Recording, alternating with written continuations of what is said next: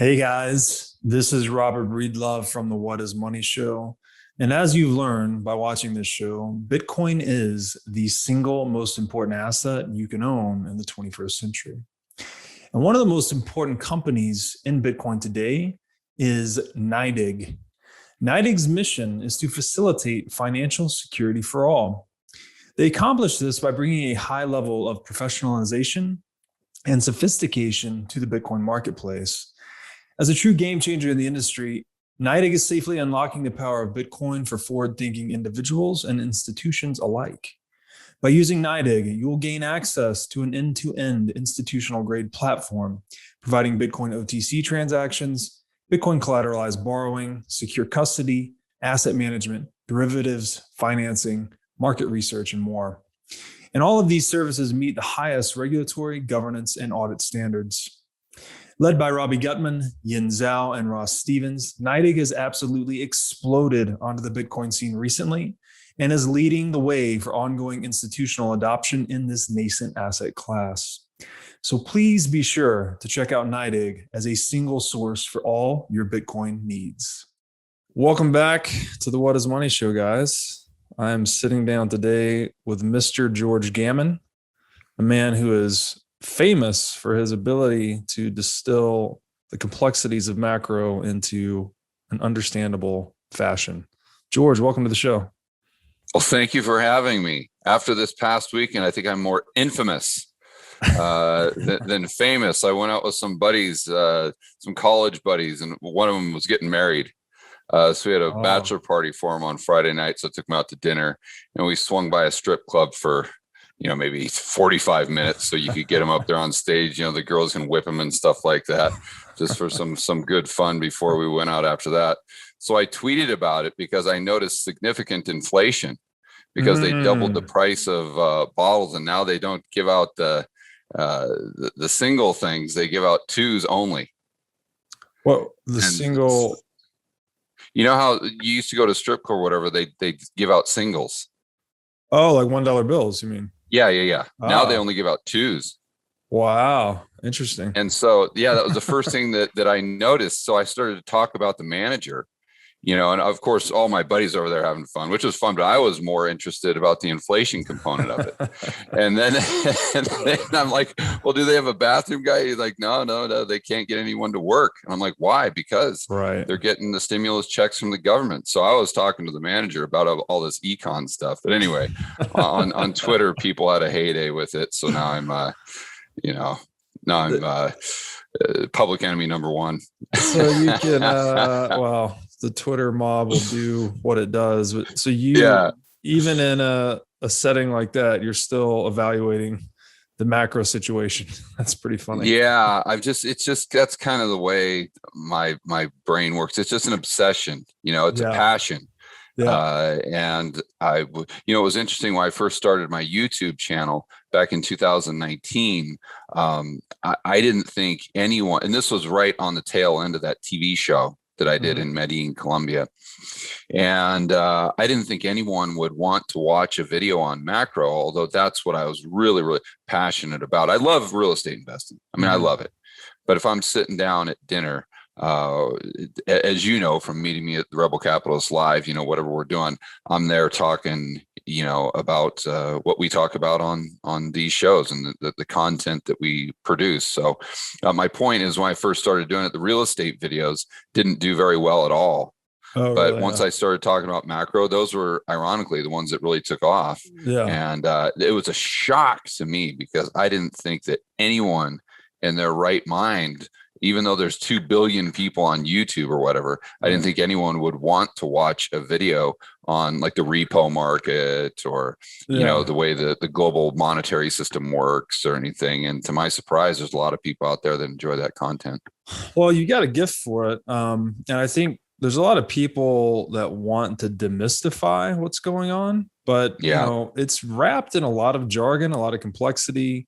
I like to tell people if you look at the central banking / fiat complex, it's clear as mud and twice as dirty. It's really, really hard to get your head around it. Go ahead. I was just going to ask about the TV show. I didn't know you did a TV show in Colombia. I was going to see if you could speak to that a little bit. Sure. Yeah. Well, I retired in 2012. Mm-hmm. And when I did, that's when I really got involved with real estate investing because Jim Rogers was always my favorite investor, and his thing is buy low, sell high. So I tried to look around me and find out something that was, or find an asset that was cheap. And 2012, that was real estate. And so that's when I kind of went all in there. I figured it out. But then I made a lot of money as an entrepreneur overseas. So I never had an issue doing business in Australia or Hong Kong or someplace, even where I didn't speak the language, which I think is kind of a big block for a lot of people that I just didn't have. So once I started to understand macro better in 2012, 2013, 2014, I felt as though we would have a decent amount of consumer price inflation. Now, I didn't understand it, not even close to the degree that I understand it now. But I thought, the CPI number that they're saying, it seems like it's cooked to me. And if all these baby boomers are retiring and their fixed income or what the checks they're receiving from the government are tied to the CPI, which is artificially low, then their purchasing power, or what they expect their purchasing power to be, is going to go down. And I think they're going to recognize this, and to maintain the standard of living that they expected in their retirement years, I think they might start moving down south to South America. And so I was kind of interested in South America from that standpoint. I bought some property in Ecuador on the coast in some of the, the gringo hotspots. And then in it was either 2014 or 2015, oil went sub 30. And I knew that was cheap. And so I wanted it to go long oil, but I didn't know the first thing about it. And as an entrepreneur, one of the things I learned that I really value, probably one of the most important things I learned, is you got to know what you don't know. And I knew that I didn't know anything about oil, but then I kind of studied it. I'm like, okay, well, the peso is loosely tied to oil because oil is such a big percentage of their exports. And what I do know is real estate. So if I can buy some real estate denominated in pesos, then essentially that's a way to kind of go long oil. And then I can kind of have a double whammy because I'm forced appreciation by buying the asset low. You make your money on the buy side, you remodel it, repurpose it, do something like that. So I felt as though I'd either have a double whammy, or if the peso play or oil play didn't work out, I'd kind of have a buffer with the equity build. So I've been investing in real estate since 2015 in Medellin, and it got to a point where we had a pretty significant operation going down there. We still do, minus the whole craziness with the cerveza sickness and whatnot. But so at the beginning of 2019, I saw all these HGTV shows in the United States that were doing so well, and I thought, well, why on earth wouldn't that be popular down here in South America? And I had never produced a TV show. I didn't know the first thing about it, but I had my assistant set up an appointment with the local TV station called Medellin. And I went down there and I pitched them. I don't know how the hell I got the meeting with some of the decision makers, but I did. And keep in mind, I speak very little Spanish, and I pitched them on this TV show that would star me, my designer, and my architect, going around and remodeling and selling and buying these properties, just kind of doing what we were doing. And I would produce it. I'd be the director. I'd be the executive producer, everything. And they looked at me like I was just absolutely out of my mind. You got this gringo that barely speaks English that's down here pitching this show. And I just told them, they're like, well, what are you going to do about your part? I'm like, I don't know. We'll throw in subtitles or something. We'll figure it out. So they kind of were like, yeah, this guy. But they were nice enough to say, listen, meet us back here in 3 weeks, do like a 5-minute demo reel or give us your vision. And so within 3 weeks, I had to figure out how to produce a TV show starting from scratch. So I watched about 1,000 hours of reality TV, and I kind of reverse engineered it. I did. So I would ask myself, why did they cut right here? Why did they move to that camera? Why did they go to this camera? Why did they do this? Yeah. In fact, it's very similar to the same process that I use now to try to figure out economics, or, you know, the repo or quantitative easing or the Fed's balance sheet, anything like that. And so I figured it out. Then we put together this 5-minute demo reel, and we took it back to the station. They absolutely loved it. Absolutely loved it. They greenlit the project right there. So we did 13 episodes of a show. It's called Vida en Remodelación. So the remodeling life is how that's loosely translated. And I had all these, you know, I produced the show myself. So I had to hire all the editors. I had to hire all the camera people. I had to do that. And so I had this team of great people that had just got done producing a great TV show, but there was a break between season 1 and season 2. And so I wanted to keep them doing something productive. Yeah. And so I started the YouTube channel, and the YouTube channel just completely exploded. And it got to the point where, you know, we were reaching far more people with the YouTube channel than we were reaching with the TV show. So we put that on hold and just kept focusing our energy on the online YouTube stuff. Wow. Well, I think we're all glad you did that, because now you've definitely broadened your reach going the digital path. Yeah. Have you always been this way then? So it sounds like a combination of two things. You've got a fierce curiosity, so you're trying to reverse engineer things, figure things out a lot, and then clearly takes a lot of entrepreneurship, or an entrepreneurial spirit at least, to go out and do something like you did, backing into a complex domain you know little to nothing about. Have you always been that way? Yeah, I have an unjustifiable confidence in my own ability. That's awesome. I don't know why I'm like that. I just most people, like, that TV show is a great example. They never even would have thought of something that crazy, but for me, it just kind of made sense. One of the first businesses that I started that actually did really well from a financial standpoint. I borrowed $400,000, and at the time I had $100,000 saved up, and I needed 500 to start this business. And so this guy I knew, I had made him quite a bit of money in the past. He said, well, how much do you need to start your venture? We weren't even really talking about the business. He was just asking me what I was going to do next, because I just got done with the project. And I said, well, I'm probably going to, you know, maybe start another business like this, and this. He says, oh, okay, well, you need money? I'm like, yeah, probably about 400. He's like, okay, well, I'll give it to you if you pay me $20,000 a month. And I said, okay, sounds good. And I mean, if you think about that interest rate, that's like a payday loan for $400,000. Yeah. And I you know, it was for a specific term and whatnot, but I literally thought about it for 4 seconds, if that. It just, I knew I could afford to pay him if the business worked out like I thought it would. I could afford to pay him the $20,000 a month, and sure enough, I did. And the business was really successful. Where most people, there's absolutely no way they would have taken money on those terms if they would have even started that business to begin with. But you know what's interesting? Most people would consider.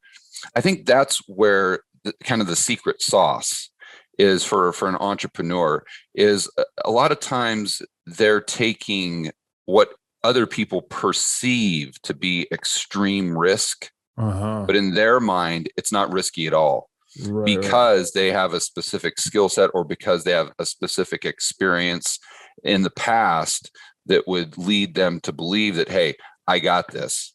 This is not, you know, there's not a 50-50 chance that this is going to fail or succeed. There's a 95% chance because of X, Y, and Z. So the way they just see it much differently as far as the risk reward to the average person, I think. Yeah. The perception of risk, you almost have to be inoculated against it a little bit in your mind as an entrepreneur, because you do take, you know, on paper, very substantial risk.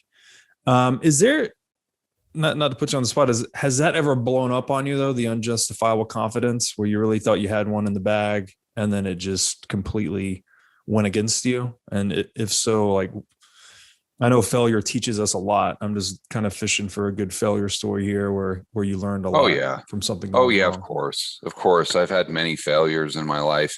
And one thing that I had to learn is, in one area where I failed is, when I first started investing in South America, because what I didn't learn right off the bat is, and I think this is probably applicable to your audience, is how much different the mindset needs to be as an investor compared to an entrepreneur. They are almost the complete opposite, because the entrepreneur is seeing opportunity in everything, or should see opportunity. That's kind of the way, they're hardwired. Where the investor, in my opinion, should see risk in everything. Right. It's a completely different starting point. So when I first got into real estate, I did very well in the United States, but then I went down to South America, went down to Ecuador, and bought that property that I was referring to. And it was out in the middle of nowhere, but it's on this really nice beach. But I was going to build these condos, and I was going to do this. And, mind you, I didn't speak any Spanish at that time. And I didn't have a contractor. I didn't, nothing, but I went ahead and bought the property. And then I started to move forward and trying to pre-sell it and do all these things. And it completely just massively flopped. Really? And, it was actually the only real estate deal where I've ever lost money, and I lost a significant amount of money. But the two things that taught me several things. Number one, what we were talking about, how you need to have a completely different mindset as an entrepreneur. And another thing it taught me about investing is that I like to own things that pay me to own them, because see, this was all raw, undeveloped property. You see, if I would have gone out there and taken the same amount of capital and purchased an already existing home, even if I wanted to sell it, I could sit there and cash flow it. I get rent. I don't have a negative carry. I've got a positive carry. And then that puts you in a position to where you're never a forced seller. Right. You see, and that's, you want to be on the opposite side of that equation. You want to be taking, as a buyer, you want to be taking advantage of a motivated seller. And as long as you got that good positive cash flow coming in from an investment, especially real estate, you're very rarely going to have put yourself into a position of having to sell to where the buyer has all the leverage. Another thing it taught me too is the value of liquidity. Because, here in the United States, you're playing a real estate game where even back during 2012, yes, the prices were low, cash flows were ridiculously high.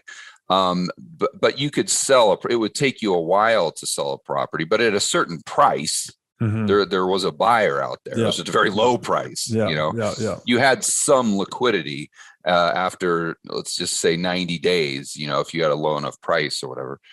But in Ecuador, you could have almost any price and there still might not be liquidity. Wow. Especially when you've got just land out in the middle of nowhere that's on a gorgeous beach. Yes, it's very popular, but it's not even about your price. Yeah. You could price it at $500,000 and drop it all the way to $100,000, and there's just no buyers. Right. Even though if the right buyer comes along, they'd gladly buy it for 500. Yeah. Right. So you realize the value of being able to sell something with in this example, being able to sell something in a month or 2 months compared to 2 or 3 years. Right. And how that really needs to impact your decision-making process when you're looking at the overall kind of risk-adjusted return or risk reward to the investment. Yeah. So you have to draw this bright line in your portfolio and your mind, I guess, between your liquid and illiquid assets. And really, yeah, I would prefer to have, I would much prefer, like, we'll use real estate here. I would much prefer to have an 8% return with a large degree of liquidity than a 12% return in very low liquidity. Right. That was really the lesson there, Yeah. because you always like to have the optionality. Yes. To go ahead and cash out or pull out the equity or do what you want to with it if there's a better opportunity that pops up elsewhere. Yeah. And especially on an asset that isn't paying you to own it, boy, oh boy, you can get in a world of hurt if you got a negative carry on something that you can't sell for 2 or 3 years. Right. Makes a lot of sense. So if you're the lower the liquidity profile on the asset, it's actually kind of putting time against you in a way, because if things do head south, then you may be the forced seller in that situation. Yeah, my sister, as an example, another example, owned a vineyard in a place in California called Paso Robles. And it was a fantastic property, 100 acres. And it wasn't about the value of the property. It was just that it takes you a long time to sell a 100-acre vineyard. You can't sell them overnight. Right. And she had gotten to the point where she had borrowed against it, and it was kind of a compromising position. And I was able to go up there and help her sell it. But she inadvertently put herself into a position to where she was a motivated seller, to where when we were going through the negotiating process and I was helping her with that, I was doing my best to make sure that the buyer didn't know that we had to sell, but we had to sell. Yeah. And fortunately, we still got a really good price. But that's just an example of you don't want to be that seller ever. Yes. And if you got good cash flow coming in, if you're being paid to own it, then most of the time you're not going to be that seller if you kind of play your cards right. Right. Yeah, I think that's a really important point, that people often conceive of the market price as the consensus between buyers and sellers, but it's actually the most motivated buyer or seller that's driving that price. And it can deviate substantially under certain circumstances. I like this too, this idea. So you kind of naturally had this entrepreneurial lens, you're seeing opportunity everywhere, right? But you had to learn to see it from the other side, which is to see, opportunity and reward and risk are two sides of the same coin. So as you put on that investor hat, you have to kind of look at the world, do a risk awareness, I guess you might say. Risk management. Yeah. Risk management standpoint. So that's brilliant. How do you apply that thinking to macro? Like, are you trying to look at it through both lenses as you're evaluating the world and investments? Like, you want to put on the entrepreneurial hat sometimes and then put on the investor hat, or is it purely risk management that you're focused on when you're engaging with macro? Yeah. So when I think about macro, I kind of put it into a completely separate bucket. Okay. Sometimes it can spill over into the investment bucket, but usually when I'm doing like a whiteboard video, I'm not really trying to figure out how I can use that to make money, or how I can use that to how I can apply that to my portfolio. Like let's look at reverse repo. What was going on starting in April, how it went up to, at one point in time, almost $1 trillion a day in overnight repo. Reverse repo, excuse me. If we can just define that too, sorry to interrupt, but just real quick, a quick George Gammon simple definition on reverse repo. Yeah, so it's just the other side of a repo transaction. So if I'm a bank and you're a money market fund manager, let's say, you've probably got a lot of cash. You want to put it to work. So I need some liquidity overnight or for a term. They call it term repo. I'll go ahead and basically it's technically a sale, but it's really like a collateralized loan. So I'll just borrow let's say I need $100 million. I'll borrow the $100 million from you, and then I will give you collateral, whether it's a mortgage-backed security, most often a T-bill. Right. That's the best form of collateral in the repo market. Yeah. And so and that's a repo and a reverse repo. So from the standpoint of the person who is receiving the collateral, it's a reverse repo. Got it. So it's sucking liquidity off the market, right? Versus a repo would be putting liquidity into the market. Is that correct? Well, that's where it really gets tricky. So if let's think this through, because there's a big difference between two entities in the private sector doing a repo with one another, and then one entity like a money market fund doing a reverse repo with the Fed. Okay. Because we've got to look at dollars, and I'm not talking about green pieces of paper. I'm talking about the what most people would assume a dollar, so whatever you have in your checking account or something. It's either going to be a liability of the commercial banking system, or it's going to be a liability of the Federal Reserve. So if you and I or one of your viewers has an account at Wells Fargo, whatever our account balance is, that's a liability of Wells Fargo. Those dollars, that's Wells Fargo saying, "Hey, Robert, I owe you this X amount of dollars." Right? There's not that many green pieces of paper sitting there. Right. And then what happens is you've got some banks, though, like the primary dealer banks, that have their checking account, if you will, with the Fed. And that's called a reserve account. So when you hear about the Fed doing quantitative easing, what they're doing is they're creating bank reserves. Now, these bank reserves are denominated in dollars, but they're not really the same dollars that circulate in the real economy chasing goods and services. They're the quote unquote dollars, bank reserves that they use to buy, let's say, treasuries or mortgage-backed securities from the dealer banks, and that's quantitative easing. So the Fed can create those types of dollars, base money, if you want to look at it that way, but they can't really produce broad money.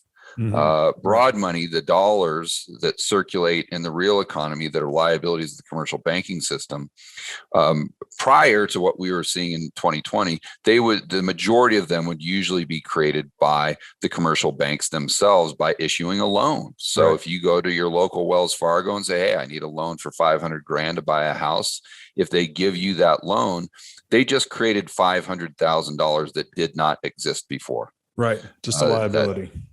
That's all it is. It's just a liability. And so then what would happen is they would put that $500,000 into your account. And then let's say the person you were buying the house from was with a different bank. Then you would say, "Okay, Wells Fargo, I want you to wire that $500,000 to the title company or escrow company or whatever. I want to put it into the seller's account." Well, Wells Fargo would just transfer that dollar liability to, let's say, Bank of America, but they've got to transfer them something else. They can't just transfer them a liability. They've got to transfer them an asset, right? So usually what happens, especially when both banks have reserve accounts, is they would transfer them $500,000 worth of bank reserves. And they might not do it with every transaction, but what would happen at the end of the night, they would just, how many transactions went back and forth between Wells Fargo and Bank of America? They'd look at the ledger and they'd kind of settle up. How many bank reserves do I owe you? How many liabilities should I be giving? And make sure, and all they do is look at the electronic ledger. And if every one entity that's involved agrees on it, then it's real. Which is really bizarre. And when you really start to get to the weeds of what a dollar is, I think Chris Cole says it perfectly, that all it is a thought abstraction. And we have all these, and that's what we use to buy groceries, to put gas in our vehicle, just to pay our rent. They're nothing more than a electronic digits. They're really, and they're not even that. All it is it's just numbers on a ledger that the banks all agree on at the end of the night. It's very weird. The only reason that Warren Buffett, let's say he's got $1 billion in cash, the only reason he's got $1 billion in cash is because the banking system's ledgers, or collectively, they agree that he has $1 billion worth of bank liabilities. So we kind of went off on a tangent there, but it shows you kind of how esoteric and how bizarre the financial system really gets when you start peeling back the layers of the onion. But going back to reverse repo, that you've got it's the same transaction that we were talking about in the private sector with the repo market, but it's the counterparty is the Fed. Mm-hmm. So they have what they call a Soma portfolio, which is just basically all the assets on their balance sheet that they've received from doing quantitative easing. We always hear about the Fed's doing QE, $120 billion a month in QE. I'm sure a lot of your viewers and listeners have heard that, and that's 80 billion roughly in treasuries, I think, and the rest 40 or something in mortgage-backed securities. Okay, well, those go on to the asset side of the Fed's balance sheet, and they create bank reserves liabilities to purchase those. And so then what's happening is the money market funds are saying, okay, Fed, we want to quote unquote park our cash or our dollars in your reverse repo account because we want to get the 5 basis points, or maybe they just want the collateral. That could be it too. Maybe they just want the T-bills that the Fed would give them for that overnight transaction. Because remember, it's kind of it's a collateralized loan to a certain degree. So then but where it gets really interesting is when you look at the percentage of entities that are executing these reverse repos with the Fed and see that it's not all money market funds, and some of it are dealer banks. And why that's weird is because the Fed in their account, and remember the money market funds don't usually have reserve accounts with the Fed, but the banks who do have reserve accounts with the Fed, they pay them something called IOER. Okay. Which is interest on excess reserves. That's just basically interest for their checking accounts, and that's 15 basis points. Okay. So so the fact that some banks are even doing that when they could get 15 basis points when reverse repo is 5 is kind of a head scratcher. I initially thought it's because a lot of those primary dealer banks can make a lot more than the 15 basis points by owning the T-bills themselves, because they can rehypothecate them. Right. They can turn them into some sort of derivative where they might be able to make, let's say, 80 basis points. Right. So the loss that they have and where they would have made 15, now they're taking 3. That's a 12 basis point loss. They more than make up for it by having the T-bill in and of itself. But that was my impression. But I actually talked to Snyder about it. Jeff Snyder, and he said, no, that's not the case, because, and I didn't realize this, but if an entity takes a treasure or any asset off the Fed's balance sheet as collateral, or for whatever reason, they're not able to rehypothecate it. Now, if they were now going back to the transaction that I talked about between you and I, where it's both parties are private parties in repo, then I could I forgot. Let's see. I was borrowing money from you, wasn't I? Right. So then that treasury, that T-bill that I gave you, let's say we did a term repo for a month, right? Okay. So we agree at a month we're going to swap back. I'm going to give you cash plus some, and then you're going to give me that treasury back that you've been holding as collateral to make sure that I pay you back. Well, all you're saying to me is that at the end of 30 days, you're going to give me a treasury. Right. Okay, it doesn't have to be the same treasury. So you can sell that to someone else. You can do, you can turn it into a derivative. You can do whatever you want to during the interim.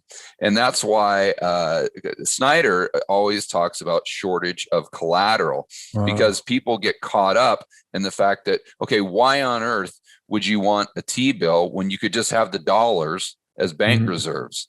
Sure, you're getting three basis points. Who cares, right? Why would you want to trade that? And what people don't understand is the big banks either need those T-bills to kind of shore up their balance sheet if they've overextended themselves and kind of gotten over their skis.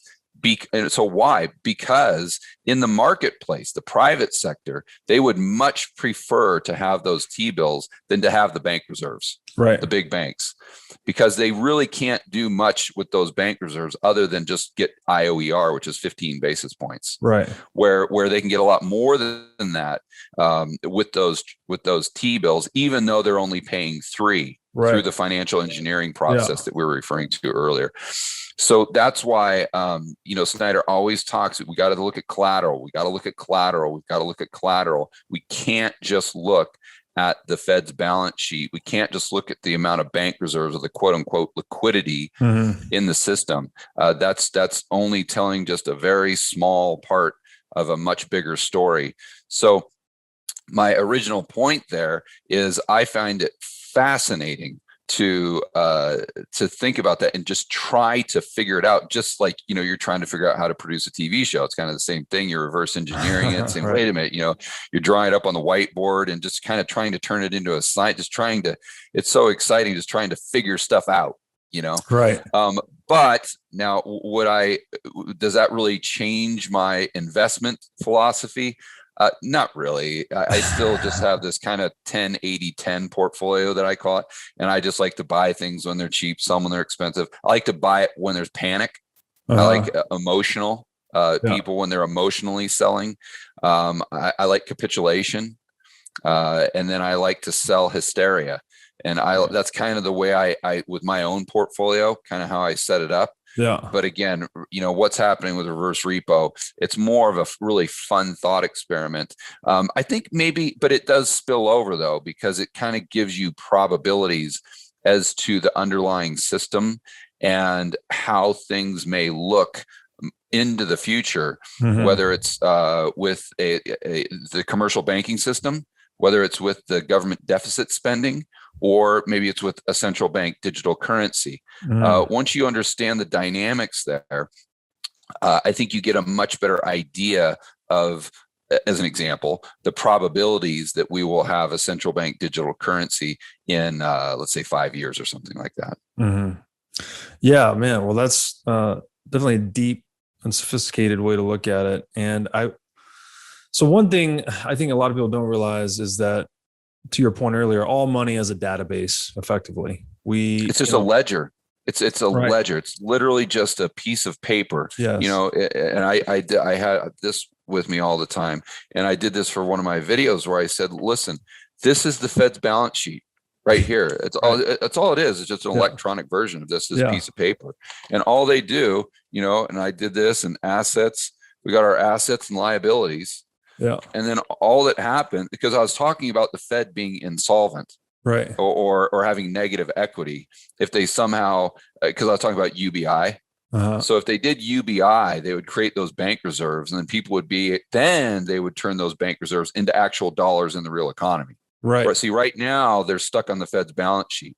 But if they did that, then those bank reserves could circulate in the real economy as the dollars that you and I know. But in order to do that, okay, they're increasing their liabilities. So what's going to be the offsetting asset?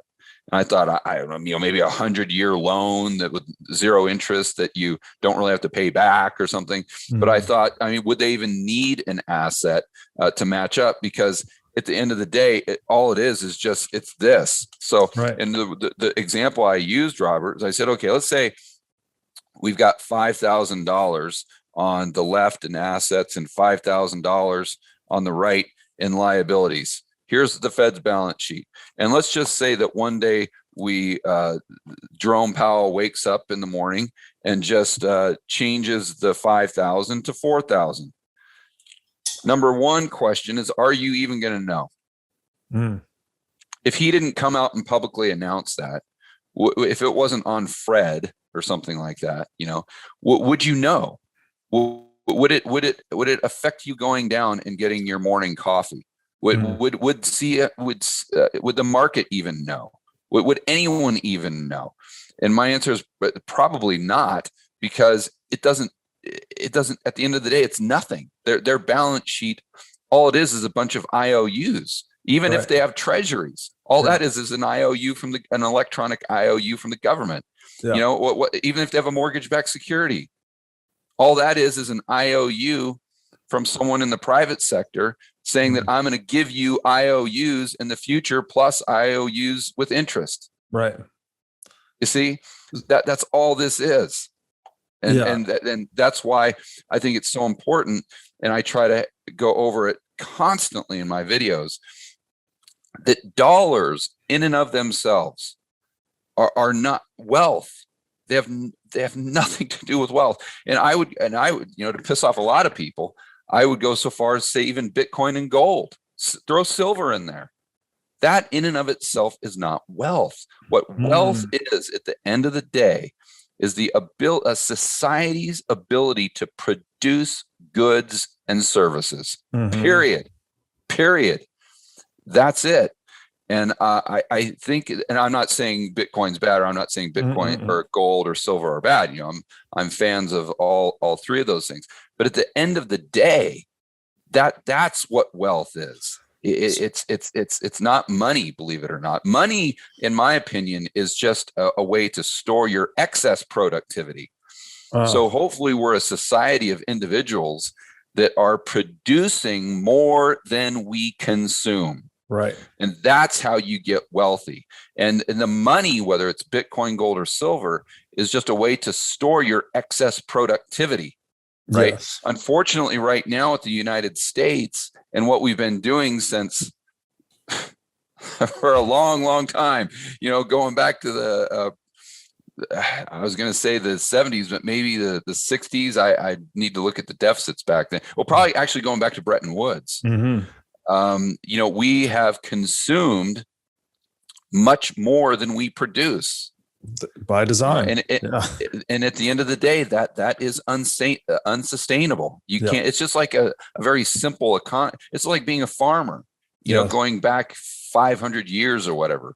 You can't consume more than you produce. You have to produce at least as much as you consume, or you're going to starve. Right. And, you know, like I said, we've been consuming more than we produce for so long, and it's created so many economic distortions that at some point in time are going to have to be filtered out of the system. And that's what takes us to, you know, Austrian economics with malinvestment and misallocation of resources and whatnot. Yeah, it is.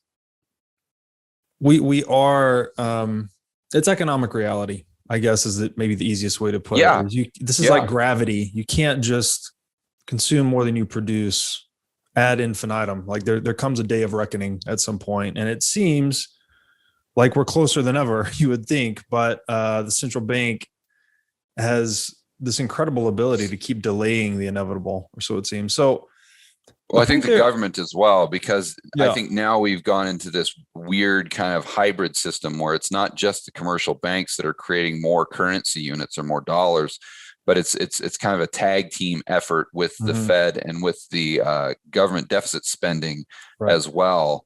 So I think that's one of the reasons. I talked to Steve, and Steve Van Meter had a very interesting concept as to why M2 increased so much in 2020 because of foreign, basically FDI, foreign direct investment.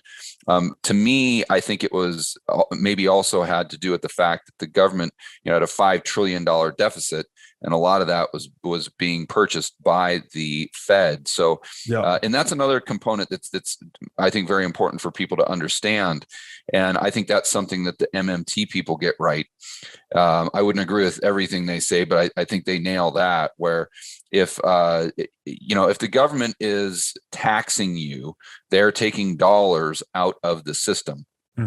If they are selling bonds, and if the private sector is buying those bonds, they're taking money out of the system. Then what they do is they just kind of redistribute it once they go ahead and spend it and send out stimmy checks or infrastructure spending or whatever they do. But if they're not pulling that money out of the system, or those dollars out of the system to begin with, meaning the Fed's buying them, then when they spend those dollars, the aggregate total is increasing, right? So usually you have the commercial banking system creating 99% of the dollars. Now I think we've got this hybrid system where the Fed is having to rely on the government and the politicians to actually agree to create and do enough spending to compensate for the lack of lending that we see in the commercial banking system. Because if you see the lending in the banking system go down, by very definition, we're having fewer dollars being created. So, you know, if the commercial banking system would have continued to crank out as many loans as they were when we got that huge spike up in PPP, and in addition to that, the government would have done what they did. The rate of inflation in my opinion, that we would have seen would have been significantly higher than what we even saw over the last year or so. Yeah. So yeah, the punchline for me there, and I think is an important realization, is that the US dollar is an SQL database maintained by the Fed. It's essentially a network with, if we're looking at it through the Bitcoin lens of having multiple nodes on a network, it's a monetary network with one node. It's not even the Fed, though. It's not even the Fed. So domestically, I think there's a good argument that it is the Fed. But then to layer on even more complexity, we have to think about the Eurodollar system. Yeah. And those are all the dollars that are being created outside of the United States. And it goes back to another conversation I had with Snyder, because I was trying to figure out, okay, because in my worldview, it's like, okay, Wells Fargo transfers $1,000 of their liabilities to Bank of America because I'm paying you $1,000. Well, they have to transfer that asset. So that's a bank reserve that they transfer on the Fed's balance sheet because they both have accounts. I'm like, okay, well, and I asked Snyder, I'm like, okay, well, what if we got a bank in the Cayman Islands or XYZ country, or maybe even a small community bank that doesn't have an account with the Fed? And what happens if Wells Fargo, what happens if Wells Fargo gives them $1,000 liability? They have to give them an asset or else they're going to be insolvent. And although the Fed might be able to go negative equity, a real bank cannot do that. And that's when Snyder started talking about basically what I think he refers to as ghost money and ghost ledgers, where they're basically the same transactions, but they're executed without bank reserves. So the Cayman Island, let's say, bank transfers $1 billion to XYZ bank in Dubai. Right. So what are they? And let's say they do not have accounts with the Fed, because a lot of foreign banks do through subsidiaries. But let's say they don't. All they would do in this case is they would send them the $1 billion liability, but then they also send them $1 billion assets. You say, well, what? Nothing. Just IOUs. Right. I owe you $1 billion. Right. Which is new money to the money supply. If the ledgers equal at the end of the night, and if everyone agrees on it with this ghost ledger system that is in the shadows that no one can really see other than those banks that are in that system, the fact that they all agree on it is good enough. It's just basically, again, it goes back to a piece of paper. And let's say you and I were merchants, and it's just basically me saying, hey, we've got this ledger, Robert, and I'm not gonna give you any bank reserves or any money or any silver coins, but I owe you $1,000. Yes. And you're like, okay, cool. So we just write it down on our ledger, and at the end of the night, if we both agree that, and everyone else that's in our little community trading fish or whatever we're doing agrees that George owes Robert $1,000, then we're done. Right. That's even if I transfer you a liability that would match up with that $1,000. That's literally what we're talking about. We're talking about a global ledger that has no reserves. It basically has no assets other than IOUs, but bank reserves in and of themselves are IOUs from the Fed. Yes. So that's one reason why Snyder really pounds the table when you bring up M2 money supply, because he's like, listen, even if that's right, which I think he would argue it's wrong. I don't want to put words in his mouth, but he says that you're only looking at a little teeny slice of the dollar pie. Let's say M2 says that there's 20 trillion, right? Well, okay, that's not counting what's in the shadows, right? And there have been estimates that in the shadows there's triple. Yes. That, to the extent where Snyder, I have talked to him, and he has said this on record, that the global reserve currency is not the dollar, it's the euro dollar. Interesting. And because there are so many more of those euro dollars circulating, and because that system impacts the global economy to such a great degree. And another good example of this, and something that I was really having a tough time kind of connecting the dots with myself, is with reverse repo, going back to I don't want to go into too much detail, but what happens is, let's just say there's three main accounts on the Fed's balance sheet as far as their liabilities. They have those reserve accounts that we were talking about. They've got the TGA, which is the Treasury General account. That's a liability. So Janet Yellen's checking account is a liability of the Fed.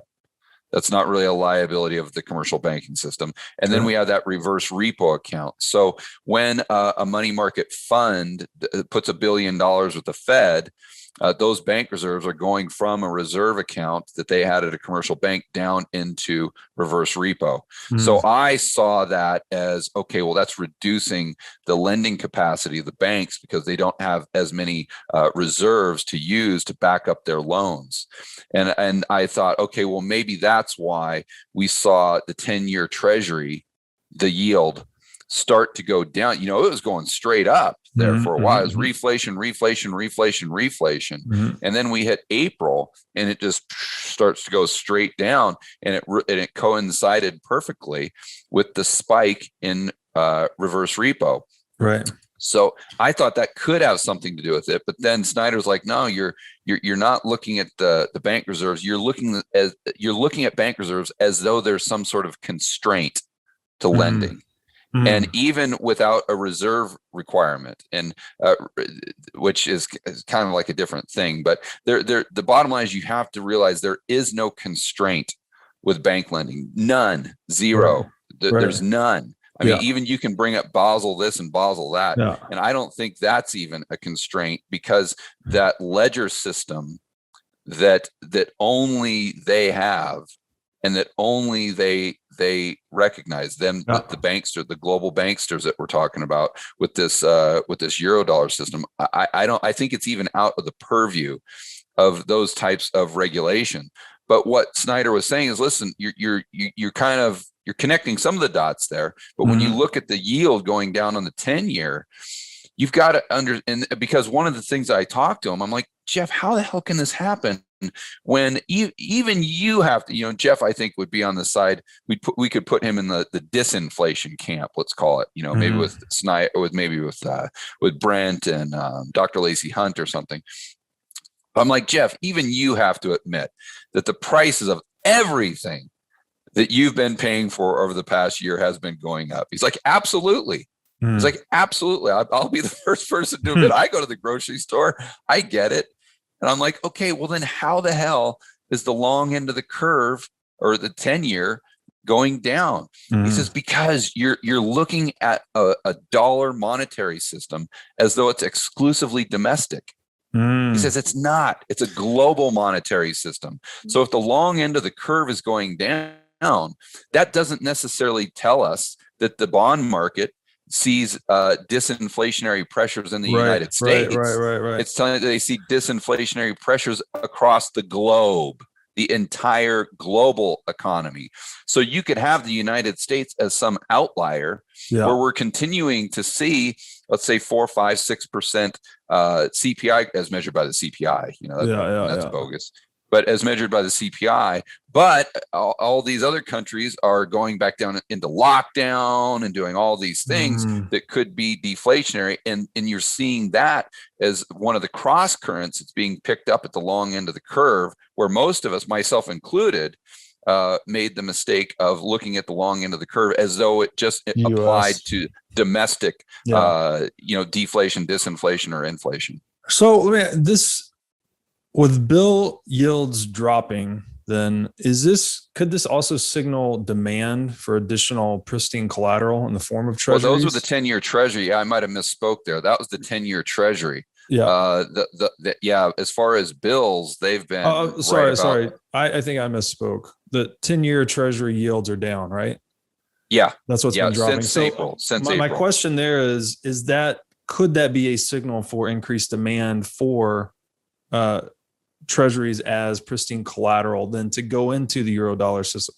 Well, I guess what I'm saying is you mentioned earlier that the reserves have less optionality than 10 years, right? Much less. Much than treasuries, especially the T-bills, especially the short end. So I'm talking maturity up to a year. That's the pristine of the pristine of the pristine collateral. That's what everyone wants as far as that works in or that deals in repo.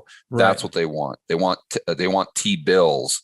So those short term, that you can let go to a maturity, and the longer you hold it, you don't have as much inflation risk. Right.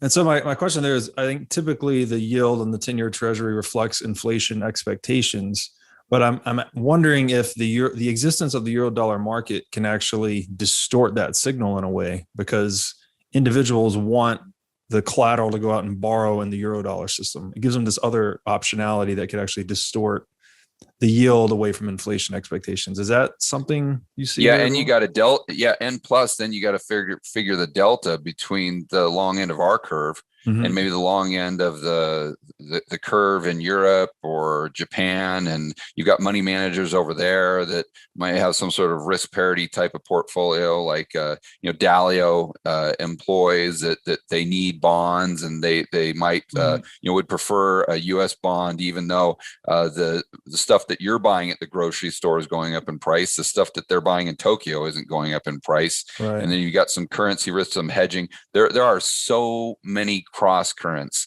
Another thing too that could be at play there is you'll notice this kind of shift happen right when we started to get some let's say disagreement, for lack of a better word, with the politicians on what they're doing next with the stimulus. I think stimulus is exactly like quantitative easing, the fact that it needs to continue to get larger and larger and larger, because now we're kind of building our economy around this stimulus. Well, if that starts to, it's Gunlock said it perfect. He's like, if stimulus is transitory, then inflation is definitely going to be transitory. It's all about stimulus. Right. So if the bond market sees them not agreeing, the politicians, because they understand that a lot of those dollars are being created by the politicians now, not necessarily the commercial banking system, then they could be buying those. And then also too, they see the mortgage forbearance potentially ending. They see the eviction. What is it? The rent eviction potentially coming to an end. They see all of the stimmy checks, that have gone out. Now, I think there's some more, but they see this potentially coming to an end.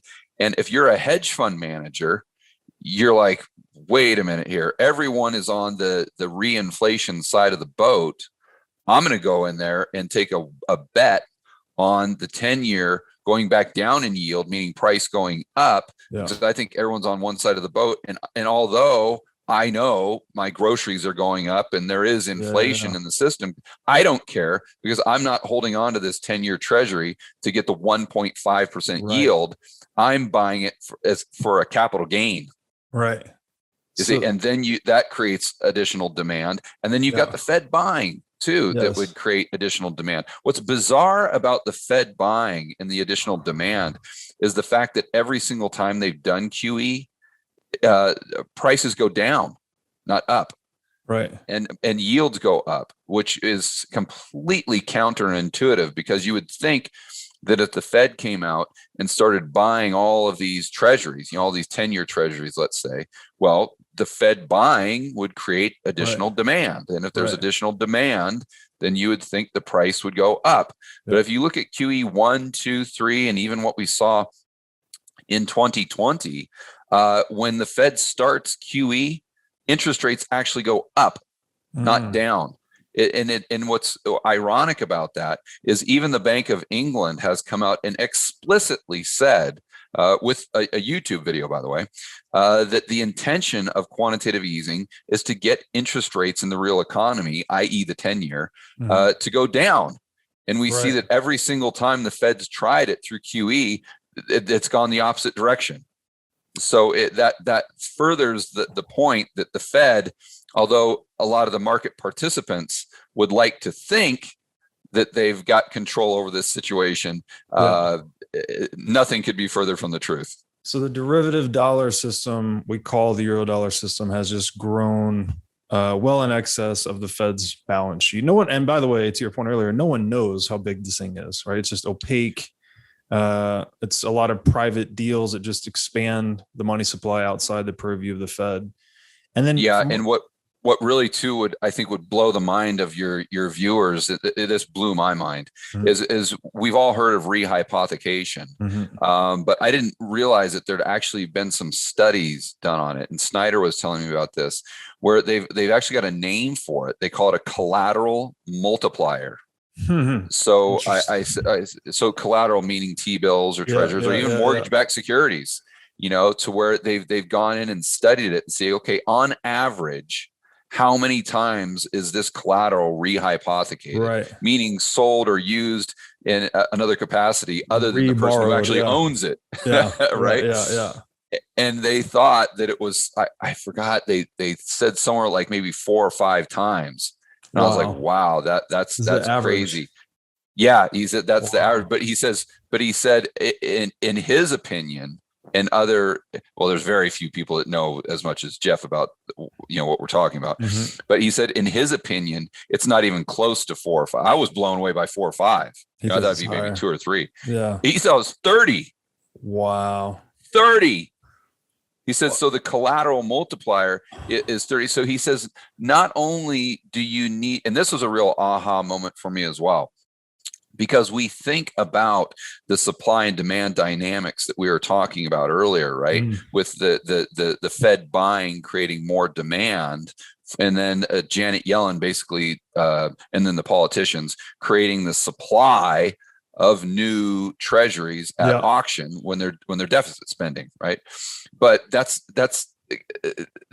even that's not the whole picture. In fact, that's probably just a small slice of the pie from the standpoint of what could potentially have a much larger impact on the amount of collateral or treasuries that are available in the system is the collateral multiplier. Right. So let's say that Janet Yellen came out and issued $100 billion worth of, let's say Jerome Powell, which he kind of admitted to the other day, recognized that there was an issue with there not being enough T-bills in the system, or the market was basically saying, hey, we need more T-bills. Mm-hmm. And so I asked Jeff, I said, well, couldn't we just have this?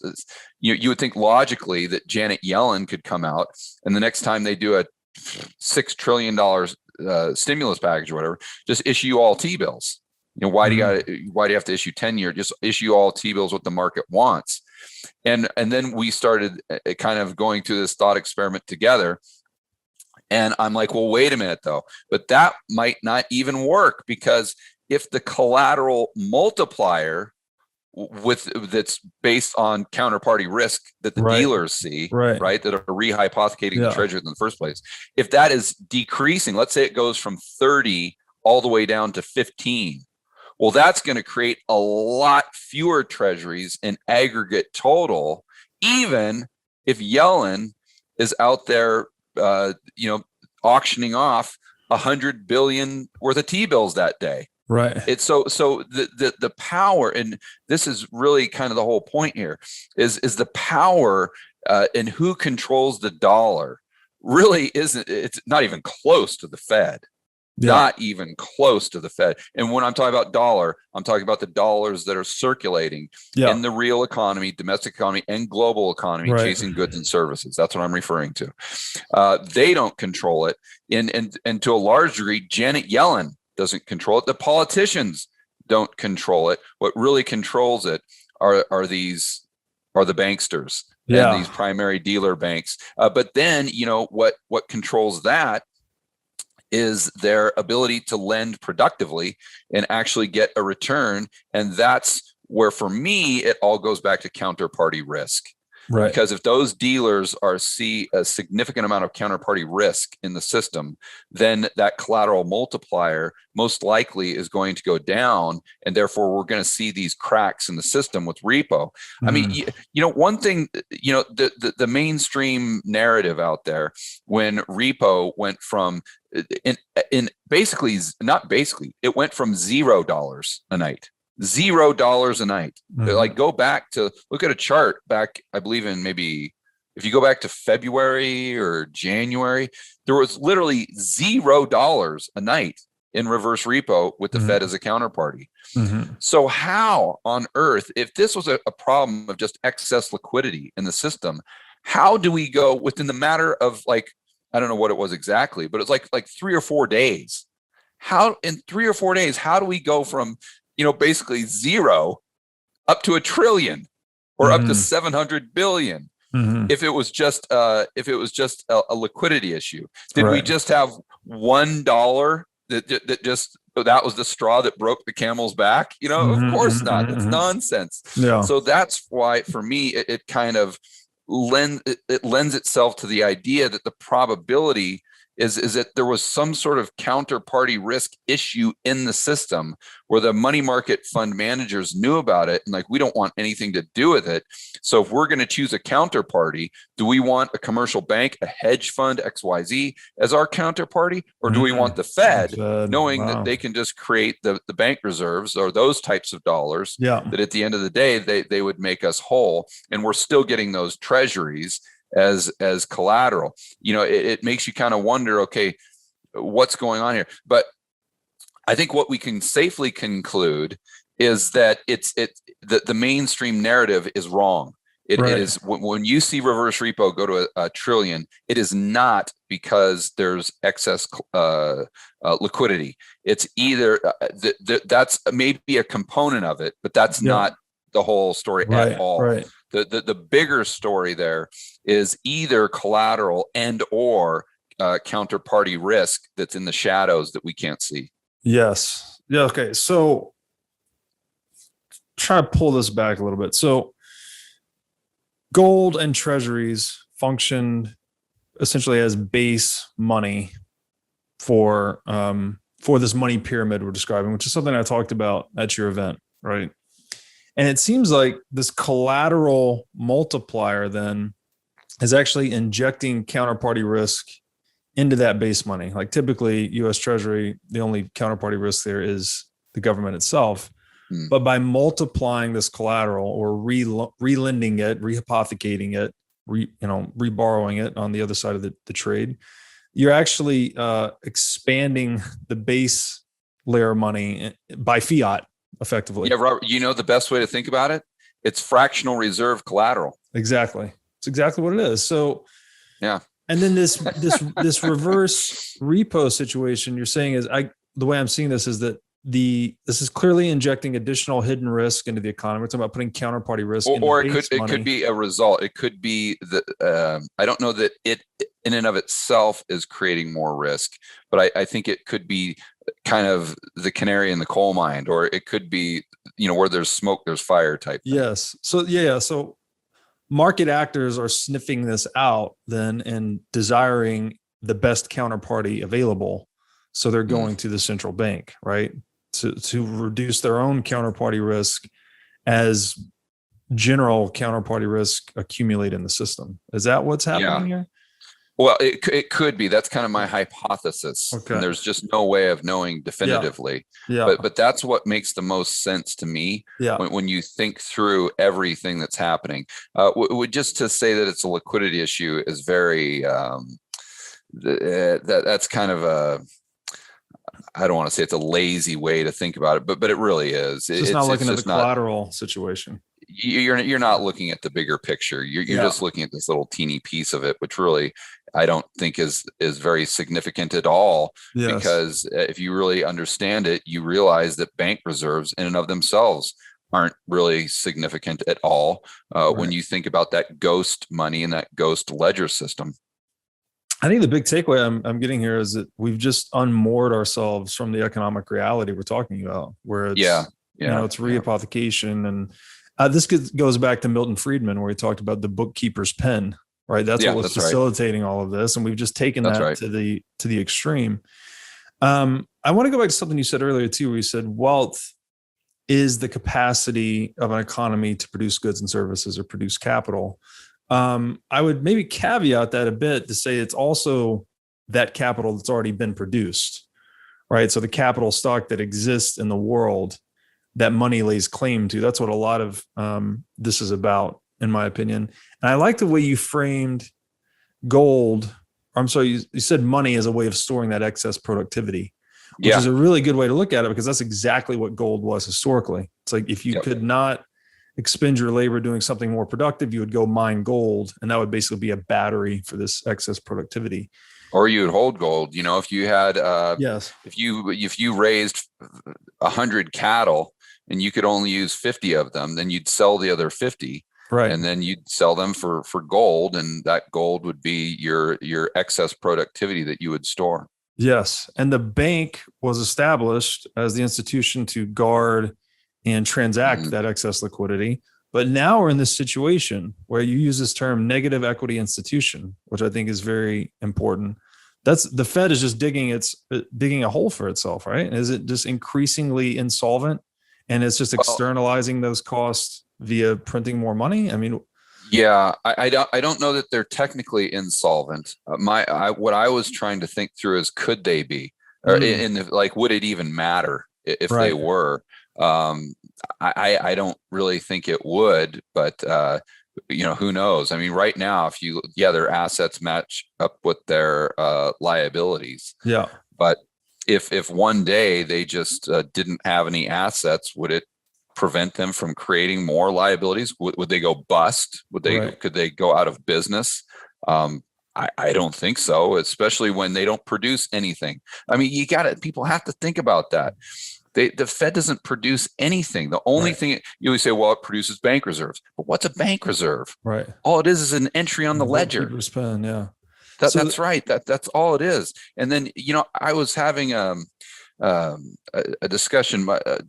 You met Hartman and Kenny McElroy at my event. Yes, I did. And we started a mastermind. You were at dinner with us there when we had the drinks and everything. And we had our first Zoom meeting with the group, the founders of the group there, about 25 people. These were all very successful entrepreneurs, that had started a business, had grown this business, and they had done very well for themselves. And one thing that I was saying, this really is one of my pet peeves, is when the politicians, come out and saying that, oh, we're doing this stimulus package and we're going to create 1 million jobs. Right. Or we're going to create this, or we're going to do that. No, you're not. No, you're not. You're not doing anything. Yeah. All you're doing is sitting there just playing golf or whatever. The entrepreneurs. That's right. The individuals that are out there creating the goods and services, taking the risk with capital, they're the ones that are doing that. And I think, going back to your earlier point where you're talking about the wealth in society being the ability to create goods and services, but that in and of itself is very, not completely, but very dependent upon the system in which you're dealing with. So you look at countries that have built wealth and become wealthy and increased their standard of living significantly. Well, what is it? Oh, okay, you got private property rights. Yes. You got rule of law. Mm-hmm. You've got sound money. Mm-hmm. And usually you've got reasonably low taxes. Mm-hmm. It's not rocket science. You put those 4 things together and just let human beings pursue their own self-interest. And magically, over time, you're going to have a society that creates a lot of stuff. That's right. Yeah. And not only that, one of the conversations that you and I have had extensively is it creates stuff more efficiently and cheaper. Yes. Constantly cheaper. Yes. And then the people, the deflation people, they say, oh, that's terrible. We don't want deflation but they don't realize that there's 2 completely different components two types of deflation. One type of deflation decreases demand. Mm-hmm. And that's the type of deflation we would have now, because our whole system is built on debt and it's built on consumption, not productivity. Yeah. That's right. But in good deflation, what we'd have was sound money. Mm-hmm. That would create an environment where lower prices would create more and more and more demand. That's right. Is there more demand now for cell phones when you can buy this iPhone for $500 or whatever? Right. Or was there more demand for cell phones when they were $5,000? right? Exactly. It's of course there's way more demand now because the price has come down and it benefits society at large. That's what would be happening with absolutely everything in our economy if we truly did have a free market. And that's why I always, whenever people say the word capitalism, I always like to I don't want to, I don't correct them, but in my mind, I always try to make sure that whenever I'm using the word capitalism, I'm not just saying capitalism, because that in and of itself doesn't make the difference. It's free market capitalism. Right. That is the key. Free market capitalism, where we allow banks to fail. Yes. There are no bailouts. We don't create moral hazard. We allow the free market to work. And, that's what, especially now in 2021, we have gone so far away from that. And, another good example of that, Robert, too, I'm guessing that you've probably experienced this in your own life, and a lot of your viewers have. But I always tell the story that, my portfolio now is significantly larger than it was in 2019. Because I was fortunate to buy the panic back in March of 2020 with a lot of commodities and whatnot. But I look at the portfolio and I'm like, okay, well, that's nice. It's bigger, but I would consider myself today much poorer than I was in 2019, although my net worth is significantly larger. Your nominal net worth. Yeah. Why is that? Because I have access to fewer goods and services. Right. That's why. Right. But now it takes me an hour to get an Uber. Yes. Where before I could get one in 5 minutes. You see, that's access to goods and services. Yeah. Let's go back to what what people are going to get pissed off at me and yell at me on Twitter for. Let's go back to last Friday night when I was out with my buddy for his bachelor party for a little bit. There was no attendant in the bathroom. Yeah. That may sound funny, but hey, that's a service that would have been there in 2019. That's right. So if you think about your own life, I would challenge everyone listening or watching this video right now to think about the services and goods that you had access to in 2019 compared to what you have today. And whether it's waiting in line for 2 hours at a restaurant where normally you could have just walked right in. I mean, you see it everywhere. Yep. And that's why I would argue that regardless of the size of someone's portfolio or their net worth, I would argue that they are actually poorer today than they were in 2019. Absolutely. Yeah. So it's this concept of state capitalism is all we have in the world today. And for the people listening on audio, you're wearing a hat right now. It says #end the Fed. I mean, that is the core that prevents the market from actually being free market capitalism, is that we don't let banks fail. One of them. But I would say if you ripped that out, if you ripped out the monopoly on money, a lot of the other problems would resolve themselves. Yeah, that's true. That's true. Yeah, because the government would be much smaller. Exactly. Government would shrink. Intervention and regulation would recede. And it's this government intervention that's creating these distortions in the market. So they're sending people checks. They have no incentive to go to work, whether it's as a bathroom attendant or some other position. This creates shortages. Governments, and we've seen this history play out time and time again, where then governments try to respond to the economic distortions they are creating with more legislation and regulation. So if there's a shortage for a particular good, they'll insert price controls. This distorts it even further. So are we going down that road right now? Are we just going to repeat what we've seen multiple civilizations go through? It's like, and Mises said it well. It's like, once you start distorting the money, you have one of two outcomes. It's very binary. You either have deflationary crash back to economic reality, or you have the crack up boom, which is hyperinflation. The currency system implodes at some point. Yeah. Are we going down that path right now? And if so, where are we? Absolutely. And I think Chris Cole's work would confirm that. And, I'm a huge fan of Chris Cole. He's going to be at the next actual Rebel Capitalist Live, but most people would know him from his dragon portfolio and his paper called The Allegory of the Hawk and Serpent, which is free on his website, Artemis Capital. I'd strongly suggest it.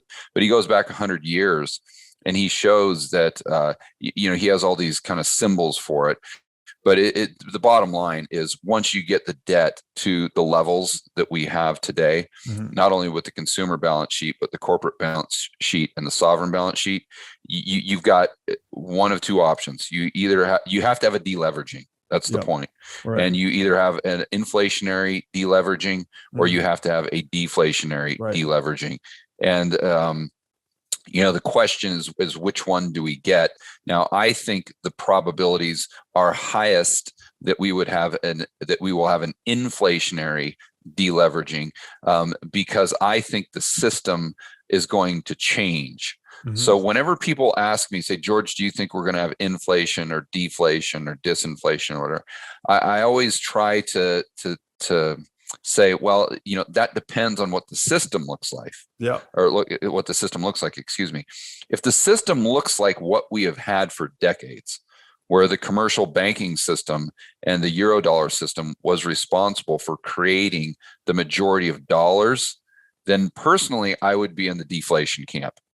Now, I don't know that we would see significant consumer price deflation. I think that would still continue to kind of flat or kind of trend up. But I think we would have huge asset price deflation. Then, but if you say, okay, well, the system looks like it is right now, where the commercial banks are lending less, but the government is just this massive deficit machine, that's being monetized by the Fed. In that case, I think we kind of stair step it. You get these, it depends on the government spending. You get these bursts of inflation when the government is spending. And oh, by the way, they're restricting supply, to your earlier point, paying people. When's the last time you went to a store, any store, and did not see a help wanted sign? Right. That means we're producing less goods and services, but we're creating more currency units. Yes. So what's going to happen? Of course, you're going to get that of labor spike. That's right. You're going to get a shortage of everything. But you're going to get that spike in inflation. But then once the government stops spending, then the dollars stop flowing. Then you start to see the disinflationary pressures, because left to its own devices, I think the economy would deflate. I think we would have a deflationary deleveraging. And you look at M2 money supply, same thing. We're going back to repo in April, and the treasury yields in April. Look at M2. It flattened out as well. Starts to flatten out. So it's just kind of this, we're all dependent, or inflation, disinflation is dependent on this weird government hybrid system. Now, I think the central banks know this to a certain degree. I mean, my goodness, they've had all of Japan to study. They've had the European Union to study. They've had negative interest rates to study. If they don't get it now, I mean, there's absolutely no hope for them. But I do think they realize that they don't control the dollar. And I think that's why you will always see the banks being bailed out. That's why I think back in 2008, they came in. I know we had Lehman Brothers and Bear Stearns and whatnot, but outside of that, they came in and they bailed out every single bank. AIG, the bank, bail out, because they realize that the Fed is not in control of the dollar. It's the banks. And if the banks all go bust, you got big problems. But they realize that that's the system and it's flawed. They don't have control over it. Then they look at this, the schizophrenia that we have with the politicians, and like, wait a minute, we're depending on them to create more dollars. That's not that's not going to get us anywhere. So I think that's where we go to a central bank digital currency. And the main thing there that people need to recognize is why that's a big deal is because we all have an account with the Fed, and therefore the Fed can better control the amount of lending going into the real economy, therefore the amount of dollars that are being created. And if you layer UBI on top of that, to where they could control that with an expiration date, to where they can get velocity going, then they would. Now, I'm not saying they could control it perfectly, but they would have a lot more control over the amount of dollars, therefore the amount of inflation. And let's all remember, they have to have the deflation to get the inflationary deleveraging, which they would far prefer, compared to a deflationary deleveraging, assuming it wasn't hyperinflation.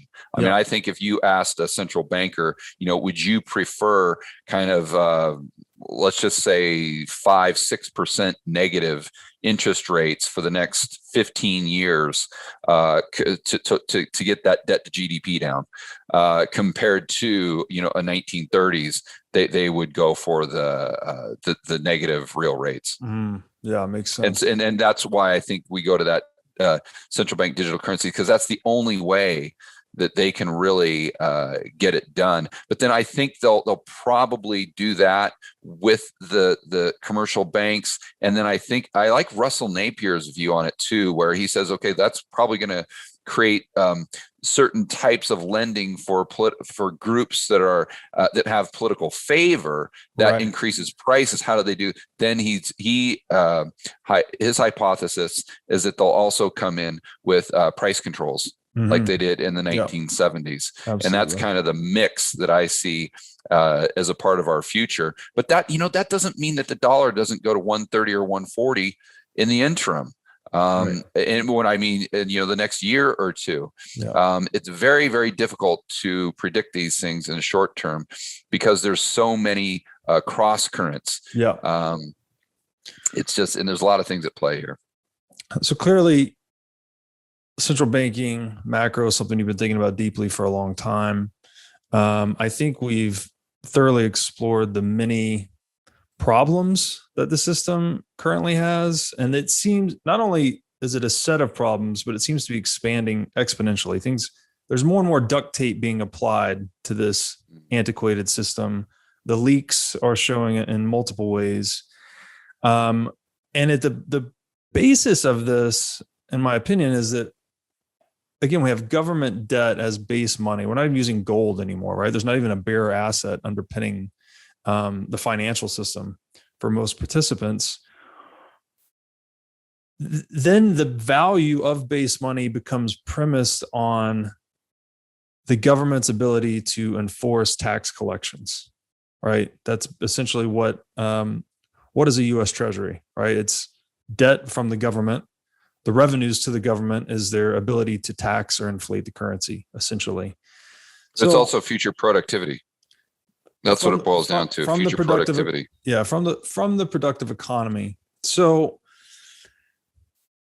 my question is this: if we keep going down this path where governments need to inflate and tax more, right, to generate the revenues necessary to cover the promises that have been created through this debt-based system, they're effectively suppressing the productive economy, right? Because we know low and predictable taxes leads to a booming economy, and the reverse is also true. High and unpredictable taxes leads to a contraction in the economy. To my mind, this means that they need to try and exert more and more control and more coercion to keep the system operating. Are we going down a path where, and this is, I'll just throw out a dystopian theory that I've heard, where vaccines are becoming mandated, right? That will become your vaccine passport. Your vaccine passport will become your vaccine passport app, which will become your CBDC wallet. And then they control your money as a centralized utility, similar to what China's doing with a social credit score. Right. I mean, it sounds maybe crazy to some people, but I would say, given the trajectory we've witnessed over the past 18 months with government intervention, plausible, I would argue, at least. And I want to drill into this in the Fed thing. Like, where is your philosophical alignment against central banking in this broader landscape of dystopian possibilities? Well, I just think the free market would do it better. I don't think we need a central bank. I think the free banking system that you and I have discussed in other conversations that we had in the 1800s, I don't see why that was bad. I think that was a great system. It wasn't perfect, obviously. There were bank failures, but you took your gold, you put it with the bank, they issued their own currency, and there was no government intervention. There was no central bank. There were no bailouts. So people were incentivized to make sure that they put their money with a bank that had a good balance sheet and that lended productively into society, that lended to companies that would produce stuff that could therefore sell it, make a return, and pay them back with interest. That's how banking used to work, believe it or not. Now it's the banks, they don't even keep the loans on their books. But you go down to your Wells Fargo to get a home loan, and before the ink's dry, they've already sold it to Fannie and Freddie, and they've already sold it to Wall Street, and it's already prepackaged into a mortgage-backed security, and it's most likely on the Fed's balance sheet or something. So I would like to see us go back to a system like we had, that was just based on the free market determining what interest rates were, and the individuals in the real economy just making prudent decisions on where they want to store their money or their excess productivity. Along the lines of kind of what you're saying before too, going back to a lot of this gets very complex, and you really get into I get into the weeds. But I think for the average person, if they could just start looking at headlines through the lens of productivity, that would give them a big edge, and they'd start to understand things much better. So as an example, the government comes out with UBI for $1,000 a month. So the average Joe or Jane might sit there and scratch it, say, okay, so man, I wonder what's going to happen to the economy. I wonder what it's going to look like in 2 or 3 years. I wonder what this is going to do for the standard of living. What type of environment are my kids going to grow up? What all these questions that go through all of our minds. I think if you can just distill it down to asking yourself, is whatever I'm reading in this headline, is it going to create a society that can create more stuff or less stuff? Right. And if the answer is less stuff, then that means that our society is going to be poorer, and as a result of this headline. If it's more stuff, then we have the potential of being wealthier and increasing the standard of living. So I would challenge everyone to go through CNBC today, go through whatever headline you're reading on Bloomberg or whatever, and just ask yourself that simple question. And with the conclusion that you will come to, whether it's raising taxes, whether it's increasing the amount of regulation, whether it's government controlling more of where the dollars are being spent, and they're by definition is very inefficient. When you look at the job numbers and you see that the majority of the jobs, the quote unquote new jobs that are being created, are government jobs. Okay, to ask yourself that question. You look at Elizabeth Warren wanting to spend an extra, $80 billion a year to add to the budget for the IRS. Okay, you may think that's a great thing. You may not. But just even if you think it's great, just ask yourself, in the future, is that going to create a society that is producing more or less stuff? Most likely less.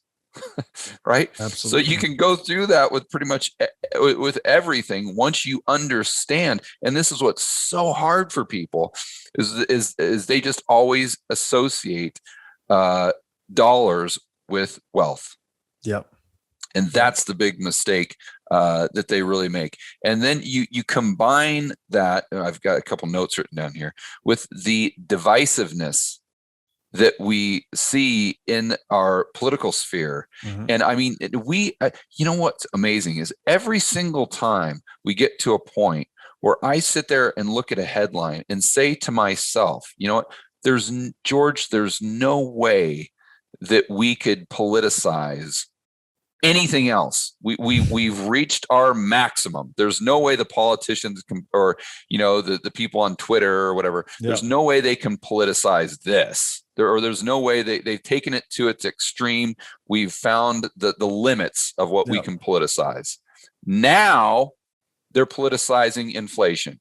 Like right. What? Like where what path does that take us down?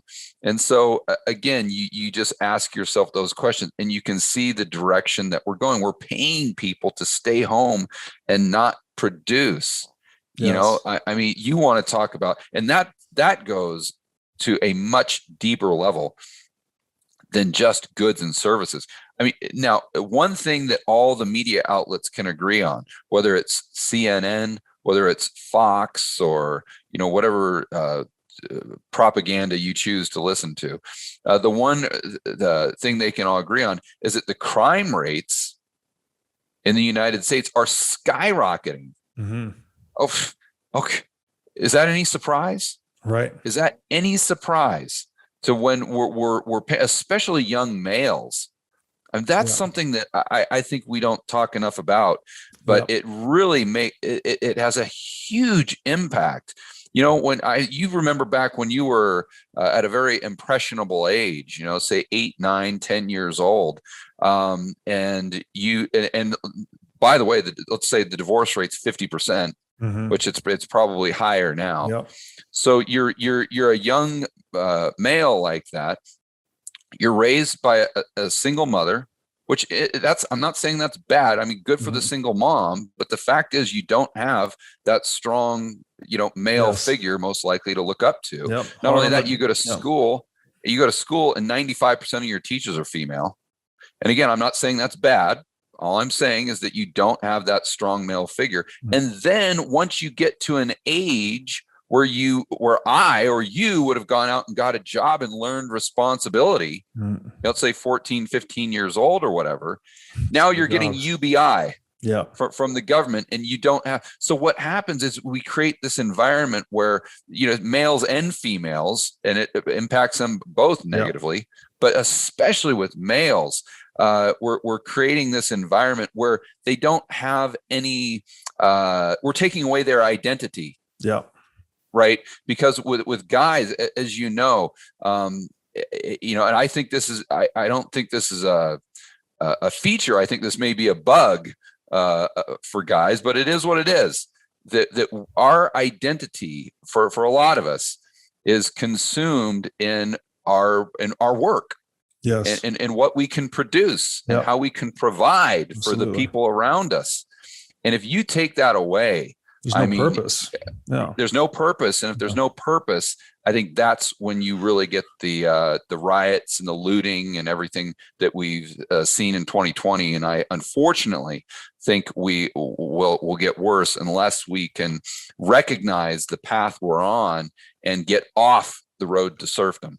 Yes. Amen to that. And, they say boys too, in dicey situations, actually go into puberty earlier. It's almost like your natural response to uncertain conditions is you tend to mature more quickly. And young males, right, below the age of 27, I mean, they're just crazy, right? They need to allocate all that energy towards something productive. Otherwise, it tends to be destructive. And when you got that much testosterone, just raging through your body. I mean, again, we both remember what it was like to be a young, 12, 13-year-old kid. When you don't have any discipline, when you don't have any direction, when all you have is the government, and then you don't have a need to go out and learn a skill or take on that responsibility, you're going to find it somewhere. Yeah. And unfortunately, what we've seen is it tends to be in something that, leads towards civil unrest. Yeah, agreed completely. I'd just like to touch on the last thing you mentioned again, I love this idea of money as excess productivity. And then we have UBI regulation. All government intervention is effectively negative productivity, right? They're not only going to pay people to stay at home, but the earlier point is that the legislator's pen can never create any wealth. They can only redistribute it. So anything they're spending has been stolen from someone else, either via taxation or inflation. Yeah. And I would argue that they can't even really distribute it because they destroy it in the process, because that would imply that if they take $100 out of the system, they're putting $100 worth of wealth back in. Right. And I don't think they take 100 out. And I think they're putting in $2 or $3. Agreed. Yes. So it's capital not only are you restricting capital creation by keeping people at home, but you're also inducing capital consumption and destruction. Yeah, and wealth destruction. And wealth destruction. So then that means, it's basically. And I want to also point out too that another way that you're creating wealth destruction is because of the misallocation of resources. Yes. Yes. You see, because we have no price discovery. That's right. Who knows what the price of anything is when we're giving people free dollars that don't have to produce anything to get those dollars. That's right. And therefore, we are, whether it's lumber, whether it's you name it, we cannot. Why did the Soviet Union crumble? Because they didn't have true free market price discovery. That's right. So the free market couldn't give those price signals to where the producers would know, okay, I've got all these trees, I've got all this copper, I've got all this XYZ. Where should I put it? Where should it go? And prices are what directs that flow of traffic, right? Well, if you're interrupting that flow of traffic, then you're quasi communism from the standpoint of wasting so many of the valuable resources that have, as Thomas Sowell says, scarce resources with alternative uses. And resources, by definition, are scarce. We do not have an unlimited supply of them. And therefore, when we misallocate them, that, in addition to what you're saying, is making future generations poorer. Yes. So one of the big, and I'll leave it with this, and I'll let you give me some parting words. Mises makes the point, echoing what you just said, essentially, that all government action then is a misallocation of capital, because they are withdrawing factors from the productive economy through inflation or taxation, and they're allocating them towards some arbitrarily determined ends, which is different than what the market would vote for itself. So that blew my mind. I can't stop thinking about that. And then I think, okay, how is this misallocation of capital possible? It's because of the corruption of the database that is money, right? Gold used to be this reliable database that no one could really change. It's like either you have the gold or you don't. But we introduced this layer of central banking on top of it, and now we've totally destroyed the functions of money effectively to create price discovery and serve these other needs. So I think that line of thinking gets me to the value proposition for Bitcoin. It's just that you have an incorruptible database. And when this thing blows up, because it seems clear to me, and I think increasingly clear to most people, that it's going to blow up in some way. What are our alternatives? Like, do we go back to gold, or can we create a conducive global economy on an incorruptible database, something like Bitcoin? So don't mean to put it to you like that, but I wanted to plant the seed to think about. Yeah, I think it goes back to what we were saying on stage at my event, and I think it depends how we're getting this collapse, because and at what point, is this tomorrow or is this in 5 years? Because if it's tomorrow, I would argue that we go back to gold. Because you have to instill confidence. If the dollar, which is what usually, when a country hyperinflates or has a problem with their monetary system, they go to the dollar, because that's how you instill confidence. That's right. Right. But if the dollar is gone, then okay, well, how are you instilling confidence? So I think if it happens tomorrow, it would be gold. But then I think over time, we would try to figure out a better system, and then we could replace that gold standard, if you will, with a Bitcoin standard. Now, if we fast forward 10 years, and you're telling me, okay, George, now Bitcoin has been adopted by 50% of the planet. Well, that's a much different. That's a much different question. My concern with both of those, though, is that at the end of the day, we're imperfect creatures that control perfect money, whether it's gold or whether it's Bitcoin. So just like I'm talking about how we've got the collateral multiplier. Yeah, I think it would be much better and I understand the value proposition, especially with Bitcoin, how it would be decentralized to such a significant degree above and beyond gold. But I think at some point we forget about the lessons of history. I'm talking 30, 40 years down the road here. And we start getting the collateral multipliers again, and the derivatives, and the this and the that. And hopefully we don't, but we'll see. We'll see how it all plays out, because the one thing we all agree on is that the system that we have right now is broken.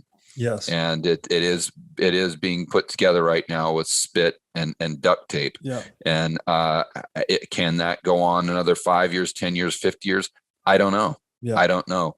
But the system is highly unstable, and it is not functioning properly. That's for sure.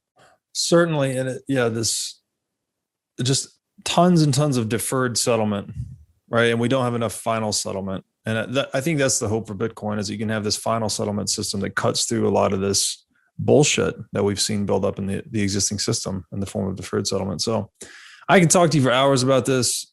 George, you're the man. I love the way you put it out. Simply, you've got a very strong message. A lot of people resonate with it. So I thank you for all that you do. Please tell my audience where they can find you. You can just look up my name, George Gammon. It's Gammon on YouTube or Twitter or whatever, and you'll all my stuff will pop up, my website, my social media, everything. And I sincerely appreciate you having me on the show. I always cherish the time that we have together, and our talks are always very memorable, and I can't wait to do it again. Of course, man. And then you're doing the Rebel Capitalist event again next year, or what's the plan with that? I am. Yeah. Awesome. January 7th through the 9th in Houston. I have really wanted Ron Paul to be there, because he's one of my heroes. And his team said that he really doesn't like to fly, because he doesn't like dealing with TSA. So I said, okay, what if I do the event in Houston so he can just drive there? Would that give me a green light? And they said, yeah, if you do it in Houston, he'll be there. So awesome. That's why the event is in Houston, just FYI. We've got Ron Paul and, other great people that we had at the last event. And then we've got G. Edward Griffin, who wrote The Creature from Jekyll Island. Yeah. He's going to be there, and it's all at Rebel Capitalist Live if people want to check it out. RebelCapitalistLive.com. Yeah. Awesome. Well, George, thank you again so much.